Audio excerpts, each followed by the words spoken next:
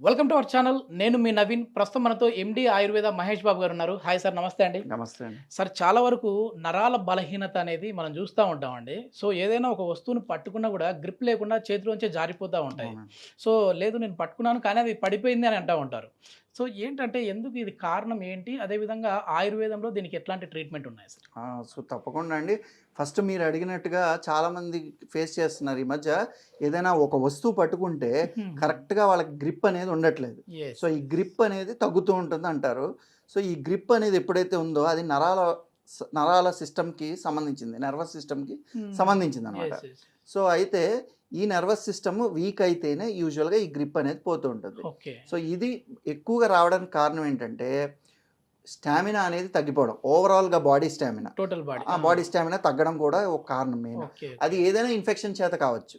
మనం చూసుకుంటే తర్వాత కోవిడ్ తర్వాత జనరల్‌గా బాడీ స్టామినా అనేది తగ్గింది. సో లేదా ఏదైనా ఇప్పుడు టీబీ అనుకోండి. సో టీబీ లాంటి ఇన్ఫెక్షన్స్ రావడం వల్ల కూడా మన స్టామినా అనేది తగ్గుతుంది. ఓకే. సో ఇలాంటి ఇన్ఫెక్షన్స్ ఉన్న చేత స్టామినా అనేది తగ్గుతుంది ఫస్ట్. ఎస్. రెండోది ఏంటంటే బాగా మన శరీరానికి మించిన శ్రమ ఏదైతే మనం చేస్తున్నామో and proper food and sleep, yes. నిద్ర 100% లేకుండా సార్. నిద్ర లేకుండా భోజనం తగినది టైంకి లేకుండా చేస్తున్నామో ఖచ్చితంగా అది మన శరీరం మీద ఎఫెక్ట్ పడుతుంది. అఫ్ కోర్స్ నరాల మీద కూడా పడుతుంది. ఓకే. సో ఎక్కువ మంది ఈ టైంలో యూత్ అనేవాళ్ళు ఏంటంటే డబ్బులు సంపాదన అనే దాని మీద కాన్సన్ట్రేట్ చేసి Yes. టైంతో సంబంధం కరెక్ట్, లేకుండా నిద్ర కూడా లేకుండా ఉంది సార్ చాలా ఎగ్జాక్ట్లీ మందికి. ఎగ్జాక్ట్లీ నైట్ డ్యూటీస్ అని చెప్పి నిద్ర లేకుండా అండ్ తిండి సరిగ్గా తినకుండా ఏ Yes. టైంకి తినడం వల్ల ఏమవుతుందంటే ఒంటికి కావాల్సిన పోషక విలువలు ఏవైతే ఉన్నాయో అవి రావట్లేదు. Yes, yes. సో దానివల్ల ఏంటంటే నరాల బలహీనత అనేది వాటర్ కూడా తగినంత ఉండాలి కదా సార్ బాడీకి. ఎగ్జాక్ట్లీ హైడ్రేషన్ అనేది ప్రాపర్గా లేకపోయినా కూడా నరాల బలహీనత అనేది చాలా ఈజీగా ఈ రోజుల్లో మనం చూసేది మెయిన్ కారణం అదే. Yes, yes, yes. అండ్ ఇంకా మూడో కారణంకి వస్తే main alcohol, smoking and gutka లాంటి అలవాట్లు. ఓకే. సో మనకు తెలియకుండానే మందు తాగడం అనేది మన బాడీ మీద చాలా ఎఫెక్ట్ చూపిస్తుంది. ఓకే. అండ్ స్మోకింగ్ అండి.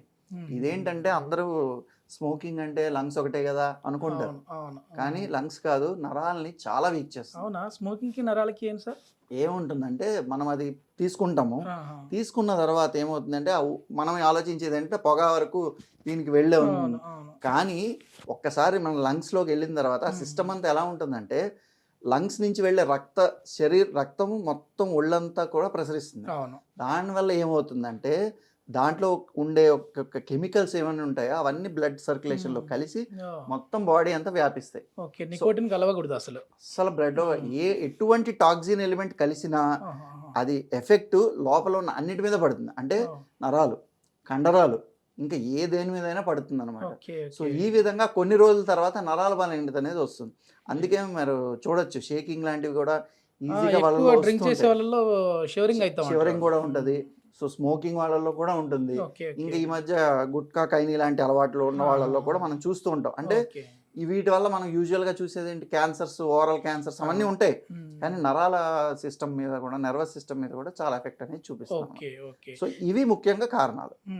ఇది అంటే కాళ్ళు చేతులు లాగినట్లుగా కూడా ఉంటుంది సింటమ్స్ ఇవి. ఉంటుంది. ఎందుకంటే ఇప్పుడు ఒకళ్ళల్లో 30-35 ఇయర్స్కే మనకి ఈ లక్షణాలు కనిపిస్తున్నాయంటే ఖచ్చితంగా మనం బ్యాక్కి వెళ్ళి వాళ్ళని అడిగితే అయితే అలవాట్లు ఉండుంటాయి, లేకపోతే ఏదైనా వాళ్ళ పెద్ద ఇన్ఫెక్షన్, కోవిడ్ లాంటిది కానీ టీబీ లాంటిది కానీ ఎఫెక్ట్ అయి ఉంటుంది.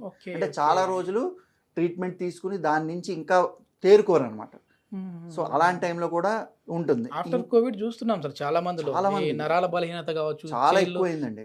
కాళ్ళు చేతులు తిమ్మిర్లు కావచ్చు, అట్లా చాలా ఎక్కువైంది. అండ్ అదొకటే కాకుండా వాళ్ళని కరెక్ట్గా మనం కనుక్కుంటే వాళ్ళకి సరిగ్గా నిద్ర ఉండదు, తిండి ఉండదు, ఇది ఉంటుంది. ఇవే మెయిన్ కారణాలు. ఆయుర్వేదంలో ఎట్లాంటి ట్రీట్మెంట్ ఉంది సార్ మనకి?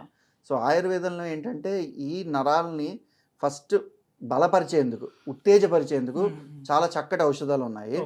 సో ఫస్ట్ ఆఫ్ ఆల్ నేను ఒకటి మామూలుగా మనకి కామన్గా దొరికేది చేదుపుచ్చ అని ఒకటి మందు ఉంటుంది. చేదుపుచ్చ అంటే ఏం లేదు, మన పుచ్చకాయ నార్మల్గా ఇంత సైజు ఉంటుంది, మనం అందరం తింటూ ఉంటాం. ఇదేంటంటే ఇంత చిన్నగా ఉంటుంది, గుండ్రంగా. అండ్ ఇది ఒక పుచ్చకాయలాగే తీగ నేల మీద పాకుతూ ఉంటుంది. అండ్ కాకపోతే అది పుచ్చకాయలాగా తీపిగా నీళ్లు ఉన్నట్టు ఉండదు, అది చేదుగా ఉంటుంది. అందుకే దాన్ని చేదుపుచ్చ అంటాము. సో దాంట్లో ఏంటంటే కొలిసింతిన్ అనే ఒక కెమికల్ కాన్స్టెంట్ ఉంటుంది. ఓకే. ఇదేంటంటే నరాలకి చాలా ఉత్తేజపరిచేలాగా నెక్స్ట్ బలం అనేది చేకూరుస్తుంది. ఓకే. సో ఇది మేము చాలా మెడిసిన్స్లో కూడా యూజ్ చేస్తాం. సో ఇది కామన్గా మనకేంటంటే నదుల పక్కన ఉండే చోట కానీ పొలాల్లో కానీ పెరుగుతూ ఉంటాయి. గుండ్రంగా ఇంత ఉంటాయి, లోపల గుజ్జు వస్తుంది. సో ఆ గుజ్జుని కనుక తీసుకుంటే మనకి నరాల బలహీనత మీద చాలా బాగా పనిచేస్తుంది. ఓకే. ఓకే. సో ఈ ఆయుర్వేదంలో ఏమన్నా అంటే థెరపీస్ లాంటివి కూడా ఉంటాయి సార్ వీటికి? డెఫినెట్గా అంటే 1% వరకు నరాల బలహీనత ఉన్నప్పుడు ఇలాంటివి వాడితే సరిపోతుందండి. కాకపోతే ఒక స్టేజ్కి వచ్చి కొంచెం ప్రాబ్లం ఉన్నప్పుడు డెఫినెట్గా ఒక ఆయుర్వేదిక్ డాక్టర్ని కలిస్తే ఈ పంచకర్మ థెరపీస్ లాంటివి, అప్పుడు వస్తీ అని ఉంటుంది. నెక్స్ట్ అలాగే నరాల ఇది పెంచడానికి కొన్ని రకాల ఆయిల్స్ని పైన అప్లై చేస్తాము. అండ్ కొన్ని మెడిసిన్స్ తయారు చేసి మేము పోర్టలీ లాగా కట్టి పైన మీద పెట్టడం అనేది కూడా చేస్తాం అనమాట. సో దీనివల్ల ఏమవుతుందంటే నరాల్ని ఉత్తేజపరచడం, నెక్స్ట్ నరాల్ని బలపరచడం అనేవి కూడా జరుగుతాయి. అండ్ వస్తీ అనేది ఉంటుంది. అంటే యాక్చువల్గా ఆయుర్వేద ప్రకారం ఏంటంటే మన గట్ అంటే మన బొడ్డు నెక్స్ట్ ఆ భాగం అంతా కూడా సెకండ్ బ్రెయిన్ అని కన్సిడర్ చేస్తాం. సెకండ్ బ్రెయిన్ అంటాం దాన్ని. గట్ ఈ సెకండ్ బ్రెయిన్ అంటే ఇక్కడ చేసే ట్రీట్మెంట్ లో వల్ల ఇక్కడ మెదడులో ఉండే నరాలకు సంబంధించినవి సెట్ అవుతాయి. సో ఇది ఆయుర్వేదంలో ఏది ట్రీట్మెంట్ చేసినా కూడా ఫస్ట్ ముందు మన కడుపు క్లీన్ చేసేస్తారు కదా సార్. ఆ కడుపు ఎనిమా టైప్ లో ఉంటాయి. సో వాటిని అయితే ఎటువంటి వారిలో ఎలాంటి మెడిసిన్స్ ఏ విధంగా ఇవ్వాలి అనే దాన్ని ఉంటుంది. అది దాన్ని వస్తీ అంటాం. సో ఇలాంటివి చేయడం వల్ల ఏంటంటే సగానికి సగం పైన నరాల రిలేటెడ్ ప్రాబ్లమ్స్ అన్ని ట్రీట్ చేస్తాం అన్నమాట. ఓకే. ఓకే. ఇంకా ఫుడ్ ఎట్లాంటి ఫుడ్ తీసుకుంటే మనకి మంచిగా ఉంటుంది సార్? అంటే ఇప్పుడు ఈ వీడియో చూసే వాళ్ళందరికీ కూడా సరే సార్ వచ్చేసేసి చెప్పారు కానీ ఫుడ్ చెప్పలేదని అనుకుంటా ఉంటారు. ఖచ్చితంగా. సో ఈ ప్రాబ్లం రాకుండా ఉండాలంటే ఎట్లాంటి ఫుడ్ తీసుకోవాలి? సో ఫస్ట్ నరాల బలహీనత రాకుండా ఉండాలని ఫుడ్ టైంకి తీసుకోవాలండి. నెక్స్ట్ నిద్ర. ఫస్ట్ ఈ రెండు చేసి తర్వాత ఏంటంటే మంచిగా ఫ్రూట్స్ తినాలండి. ఎందుకంటే చాలా మంది ఏం చేస్తున్నారంటే లేకపోతే షుగర్ వల్లనో లేకపోతే వేరే డైటింగ్ వల్లనో ఫ్రూట్స్ తినడం మానేస్తున్నారు కొంతమంది. సో అలా కాకుండా ఫ్రూట్స్ అనేవి రకరకాల ఫ్రూట్స్, ఇప్పుడు ఈ సీజన్కి ఈ ఫ్రూట్స్ అని ఉన్నాయి. సో దాన్ని అదే విధంగా తీసుకోవాలి ఫస్ట్ ఆఫ్ ఆల్. అండ్ దాంట్లో మెయిన్ ముఖ్యంగా తీసుకోవాల్సింది పోమోగ్రానైట్, దానిమ్మ పండు. సో దానిమ్మ పండు అనేది చాలా మంచిది, నరాలకు కూడా చాలా మంచిది, అదొకటి తీసుకోవాలి. దాంతోపాటు ఏంటంటే వేరుశనగ. నార్మల్గా మీరు చూస్తారు పల్లీలు. సో పల్లీలతో మీరు లైక్ ఒక చిక్కీలాగా కానీ ఉండల్లా కానీ మనకు దొరుకుతూ ఉంటాయి కదా. సో అలాంటివి ఒకటి తీసుకుంటే మంచిది. నెక్స్ట్ అది కాకుండా ఇంకా మీరు వాల్నట్స్ ఒకటి, పిస్తా ఒకటి, బాదం ఒకటి, సో డ్రై ఫ్రూట్స్ అన్ని కూడా తీసుకుంటే చాలా మంచిది అనమాట. అండ్ దీంతో పాటు పంప్కిన్ సీడ్స్, గుమ్మడి గింజలు.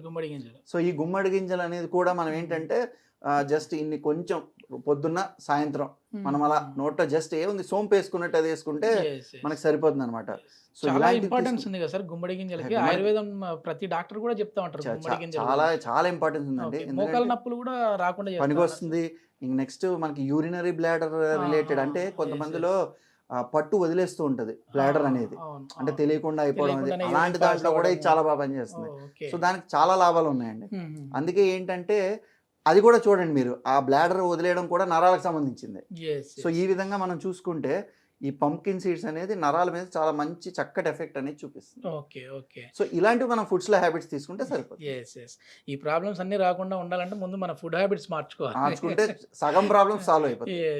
ఎక్కడికైనా మామూలుగా ఇప్పుడు అలోపతికి వెళ్ళామంటే ఇంకా పూర్తిగా వాళ్ళకి ఏదో లాంగ్ టర్మ్ గా ఇది చేస్తూ ఉంటారు, ఇంకా మెడిసిన్స్ కంటిన్యూ అవుతూనే ఉంటాయి. ఎక్కువ నిద్ర పట్టని వాళ్ళలో కూడా ఇన్సోమియా ప్రాబ్లం ఉన్న వాళ్ళకి ఈ నిద్ర రావడానికి కొన్ని టాబ్లెట్స్ ఇవ్వడం వల్ల కూడా బాడీ షోరింగ్ అవుతుంది, బాడీ వీక్ అవుతుంది ఖచ్చితంగా. అందుకే యాక్చువల్గా ఇప్పుడు నిద్రకి ఇచ్చే టాబ్లెట్ ఎలా ఉంటుందంటే ఆ నర్వస్ సిస్టమ్ని కామ్ చేసే మెడిసిన్స్ ఉంటాయి. సో దానివల్ల ఏమవుతుందంటే దానికి బాడీ అలవాటు పడిపోతుంది. అండ్ అది తీసేసిన సడన్గా టాబ్లెట్స్ లేకపోతే అది ఆ రోజు ఇవ్వకపోయినా ఈ నరాల సిస్టమ్ ఏమవుతుందంటే బాడీలో వాటి గురించి వెయిట్ చేసి అలవాటు పడిపోయి వీక్ అనేది అవుతుంది. మొత్తానికి నరాల బలహీనతకైతే ఆయుర్వేదంలో చక్కని మెడిసిన్స్ ఉన్నాయి. చక్కగా. Thank you sir. Thank you.